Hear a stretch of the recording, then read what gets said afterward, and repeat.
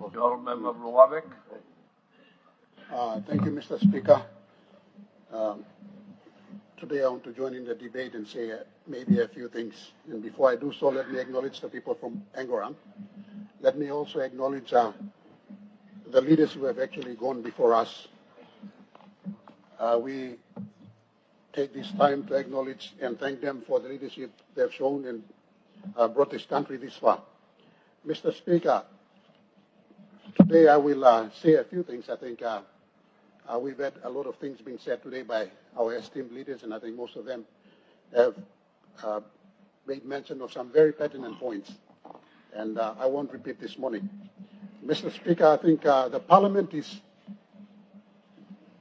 in Tokpisinem Hausman, and we know the purpose of Hausman.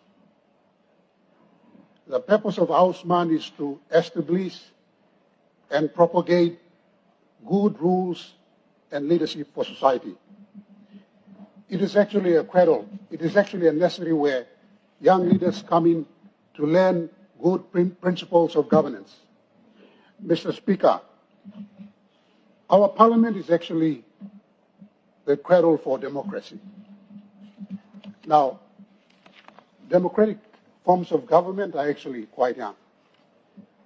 Sometimes we take our form of government for granted, but there was a time when kings thought they had absolute authority from God. And it's not quite far in history. If you look at it, the French and American revolutions, and those governments were actually based on that, because they wanted to separate themselves from the church.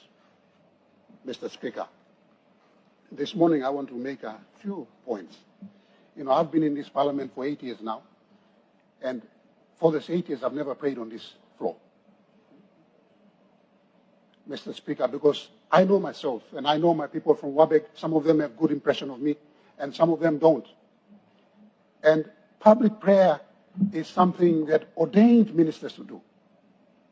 So one of the recommendations, Mr. Speaker, I want to make this morning is that, like the Senate in US, if we can ask chaplains to come and do our prayers. Yeah.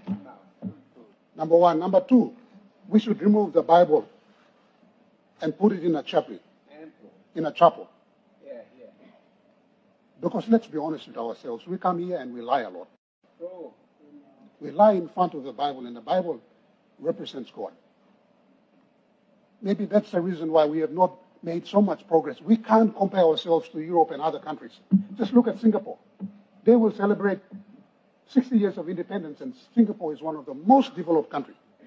And if you look at the history of Singapore developed on a marshland full of mosquitoes. There was nothing, no resources, nothing at all. All they had was people.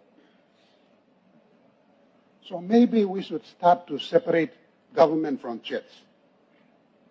Mr. Speaker, maybe that's where all the cash is coming from, because we are lying in front of the Bible here. Mr. Speaker, thank you. Mr. Speaker, point of order, statement blow.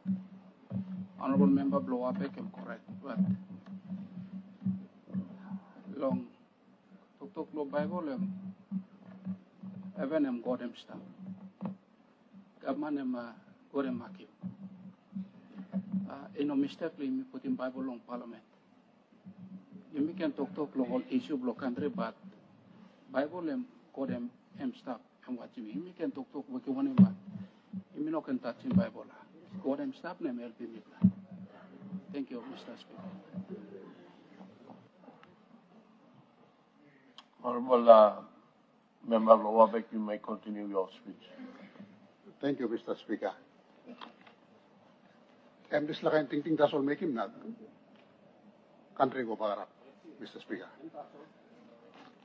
We should allow the Bible to be in the church and allow pastors in the church to interpret. This is the house where leaders are supposed to be and make decisions. Mr. Speaker. From this house, we have the power. The people have given us the mandate to make decisions and act on decisions. So Parliament, Mr. Speaker, one of my also dissenting points is that maybe the Prime Minister should also remove his case, because cases must be made by pastors who don't have the power to act against corruption. You mean you make a power to act against corruption? Yeah? It will be a lazy man's job to just come and cast corruption. We have the power. If we can't act against corruption, we shouldn't be here. Mr. Speaker, you know, we can say all the good things about our government, but let me give some contrasting and contradicting points so that people can arrange nothing. One of those points I make is about the Bible. If we are to keep this Bible in this parliament, we must not come here and lie. But we make a lot of lies, Mr. Speaker. That's the truth. Number two, if we can ask chaplains to come here and do prayers like they do in the most powerful country in the world, U.S. Senate, they have chaplains who come and say prayers. Because most of us here, we do a lot of bad things back in our electorates, and then when we come and pray, all man of pleasure, bellboys are kaskase when they see us praying here. Mr. Speaker, we are leaders. We are not supposed to be here and paint bad pictures. Number three, Mr. Speaker, the role of the opposition. Mr. Speaker, someone has to be here to hold the government to account. This is a place where accountability must be promoted and supported. Suppose you go to one direction, put down on cliff. We are here to actually hold the government to account. And you plan on cross. You know, it comes with the territory, yeah? When you come here and point things out, you must be leaders. No can come up with some complain go come and make him kind of noise. You know, if you don't want to be ministers, you should just allow the backbenchers to take your position. That's our role as leaders, Mr. Speaker. I'm houseman. Inside the houseman, you must let him talk, now you may go outside, then pipe go, all right. If we don't say those things here, we can't hold we can't lead the nation properly, Mr. Speaker. We are coming towards our 50th independence, and I'm making this statement here. Mr. Speaker, from Standing Order 51, I'm talking interruption of members speaking. Let me read him again. When a member is speaking, no member may converse aloud or make any noise or disturbance to interrupt him, Mr. Speaker.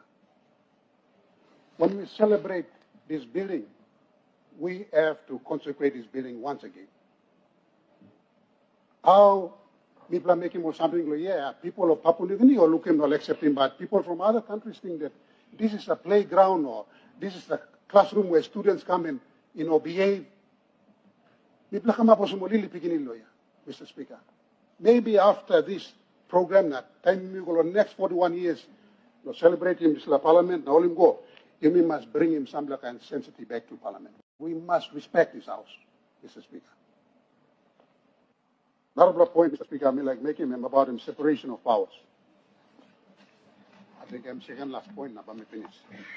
Mr. Speaker, when our forefathers, when they wrote the Constitution, they saw the importance of keeping those three powers separate. Because if we allow one power to be more, to interfere in all other, bodies of government, the three branches of government, then there'll be no one to provide accountability, Mr. Speaker. So constitutional officers were put specifically for that reason, Mr. Speaker. Constitutional officers were put specifically to hold the executive arm of government to account. Mr. Speaker, now we see, ministers being appointed to head constitutional offices. And it's being done from this house, Mr. Speaker. When we don't have checks and balances in our system, country Mr. Speaker. So those things, from this time forward, you must try long establishing back, you must correct them, Mr. Speaker. It's very important we have to do that. Now, to conclude, let me just remind us, this house is the cradle of liberal democracy. And I will read to you the 7 principles of liberal democracy. Liberal democracy is about popular sovereignty, meaning that it's the people who appoint us to this house. The power we hold now belongs to the people. It's not our powers. Number 2, there must be free and fair election. Mr. Speaker. Free and fair election. You open a man good, come into the parliament, no other problem as the society. Number 3, the rule of law. We must establish the rule of law. Number 4, protection of the rights and freedoms of our people. Number 5, separation of powers. Number 6, the independence of judiciary, Mr. Speaker. Number 7, there must be unity amongst the different diverse groups we have in this country, Mr. Speaker. Number 8, there must be accountability and transparency. There must be respect for minority rights and civil society and democratic participation in all forms of government. Mr. Speaker, to conclude, I want to reaffirm the words spoken by the Honourable Member for Sinasina Ngumu. Mr. Speaker, if we can't read the entire Constitution, we must read the preamble. The preamble lays the foundation for governance in this country. The Constitution gives us the powers that we enjoy today, gives power to this House, gives powers to all of us and all forms of government. Now, if we can't read the entire Constitution, I can't read the entire Constitution because I'm not a lawyer, but I can read the preamble. The preamble talks about equal participation and distribution of resources, Mr. Speaker.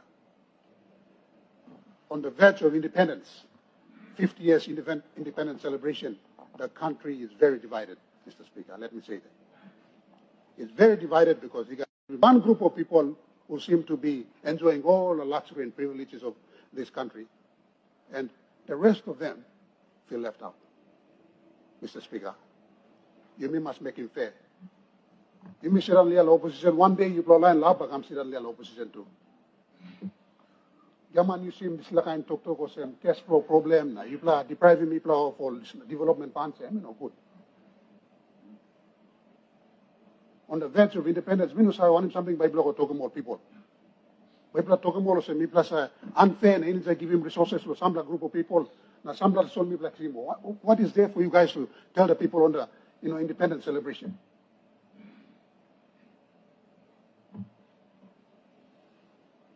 The Constitution talks about equal participation and fair distribution of resources. We are here, we are not your enemies. We are here to hold you to account. Remember the role the opposition plays in government. Thank you, Mr. Speaker.